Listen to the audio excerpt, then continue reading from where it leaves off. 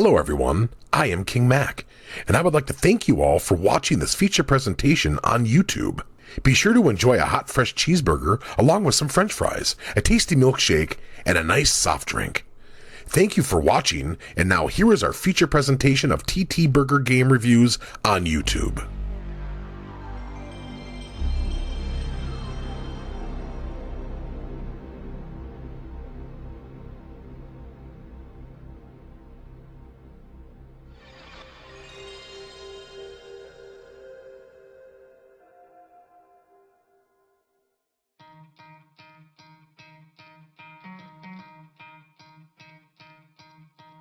You could try to play, but you're never gonna beat me. Look the other way, what I'm doing ain't easy. Bloody and stained from What's up, my friends? How you all doing? You are watching TTBurger game reviews here on YouTube, and I'm your host Tony. And we are on episode 211, and today we have a multi-part review like I promised. After episode 210, we have some more multi-reviews here. This is episode 211, part 1 of 4. We have 4 parts today in the lineup for you all. And before we get started here, I want to give a shout out to Free Green HD and SubZeroMNX for King Mac, and for everyone who has supported this channel. From the bottom of my heart, I thank all of you. If it weren't for you guys, this channel wouldn't be as big as today, so thank you again for all the love and support and care you guys have given me and support the channel and everything. But today we're going to be talking about skateboarding games. I already talked about skateboarding games a couple years ago when I reviewed the Street Skater series like that, which is pretty much started the 3D skateboarding genre and stuff like that. And there were a lot of skateboarding games, like people know about Skate or Die on the NES, and people know about the Rasher State and Destroy made by Rockstar and all stuff like that, and a couple of other skateboarding games.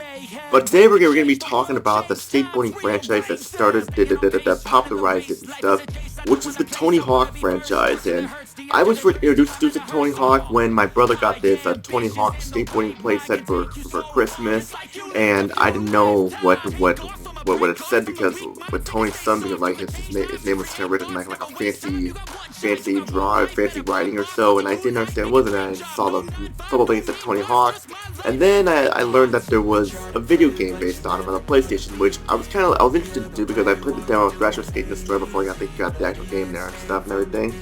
And so the skateboarding genre pretty much needed a popular skateboarding franchise to popularize with the arcade style and like the realistic style and everything. And that's really led to the Tony Hawk Pro Skater franchise here. This review will be the 4 parts.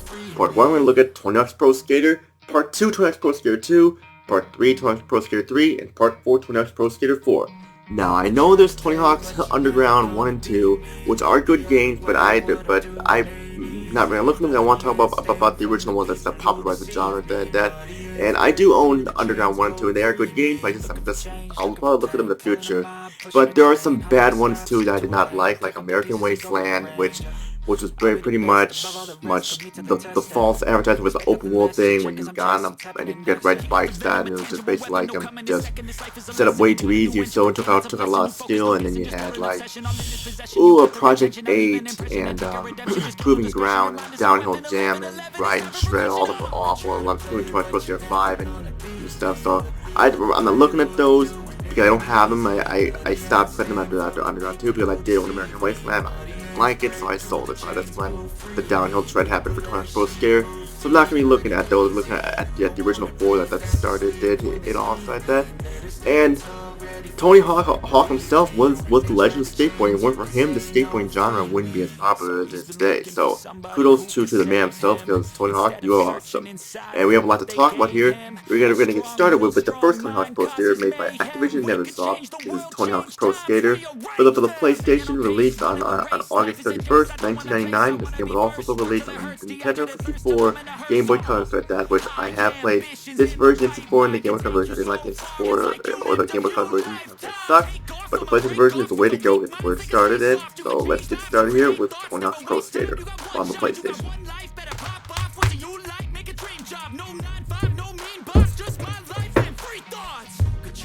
Now, the very first Tony Hawk's Pro Skater was a fun game to play. Activision never thought, even Tony Hawk himself made sure that this game was not going to have any problems or bugs before its release time.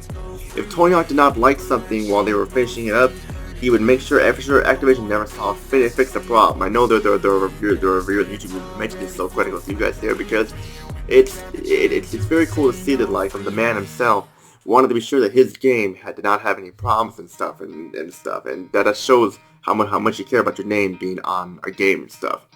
And both companies delivered on this, because this is a fantastic skateboarding game that I recommend for anyone who is a big fan of skateboarding games and extreme sport games and more, and those of you who want to find a starting point of skateboarding games. This is the way to start for sure. Tony Hawk's Pro Skater can almost get a perfect score, but some minor setbacks there we have. We'll talk about that later. Now let's get started here. I will admit, I am not very good at these games or so. So if you see me doing bad in certain parts of the review, that is my fault there. Just that I'm just not the best at these type of games here, but I still enjoy them anyway. In Tony Hawk's Pro Skater, the concept is simply pick from 1 of 10 pro skaters, such as Tony Hawk himself, Bob Burnquist, Chad Muska, Andrew Reynolds, Alyssa Steamer, and more. I will be playing as the man himself, Tony Hawk, and this is his game. I'm playing as him. You have a handful of modes here, like Career Mode, which is the main mode, along with Single Session, Free Skate, and more. The footage you see from the Career Mode, that's the main mode here, which we're going to be talking about. In Career Mode, you have a 2-minute runtime to complete goals, to unlock tapes, to unlock more levels. The goals range from getting a high score, a pro score, find 5 of a certain item in a level, like smash 5 boxes, or grind 5 lunch tables, or smash 5 skating signs or stuff like that, or billboard signs or so. And you can collect the letters to spell skate, and there's a hidden tape in each level to find, and more and more and more. The more tapes you collect, the more levels you can unlock. Not only that, certain levels have like skate park contests where you complete in 3 heats to advance in 3rd place or better, and to get a medal to advance. These were kind of one of my least favorite parts of Tony Hawk's Pro Skater, because like some of them can be very, very tricky to get a big score, and if you fall, it takes points off you and stuff like that, and you need to get in 3rd place or better. So these would require a little bit of challenge there and stuff. Sometimes they require a little too much challenge, but that's just me there. That's just me.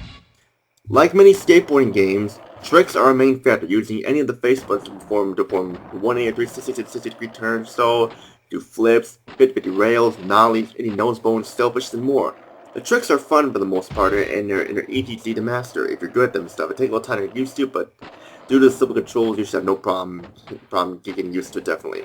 There are five goals to complete in each level, and the levels are big to give you a lot of space to explore and complete your goals. You start off in the small warehouse of Woodland Hills, then you go to a school in Miami, then a mall, then a skate park in Chicago, or downtown, and more. The levels get bigger and bigger each time, so be sure you find the hidden tape where it's at to memorize where it's at. So you only have 2 minutes to complete where it is, and trying to memorize where you're going and stuff like that. It's complete as many goals as possible. You will have to play each level multiple times at times, depending on how good you are at this game. And it does begs the saying, practice makes perfect. Tony Hawk's Pro Skater's graphics definitely get the job done, take advantage of the PlayStation's hardware. Yes, I'm aware that the PlayStation version has jagged edges and such compared to the other versions, like my single color version stuff, but this was a thing for the PlayStation and stuff. Like, it was for the hardware, so it's understandable that the game looked jagged at times. But still, the graphics are great, and I actually don't mind the jaggedness because it definitely serves a nostalgia memory of like the PlayStation and stuff. Same with the sound, you hear the skateboarding wheels, you hear along with the soundtracks, the rock tunes like from the Suicide Machines, Primus, Dead Kennedys, Goldfinger, and more. I like the rock tunes, the music is awesome, but that's just coming from a guy who likes rock music, so. You also have some cool unlockables as well, like you can play as a police officer named Officer Dick when you collect all 30 tapes, and Private Carrera when you complete the game 100%, along with hidden videos you can unlock after beating the career mode with a certain pro skater and stuff. And you will have fun with this game, but we have a couple negatives here.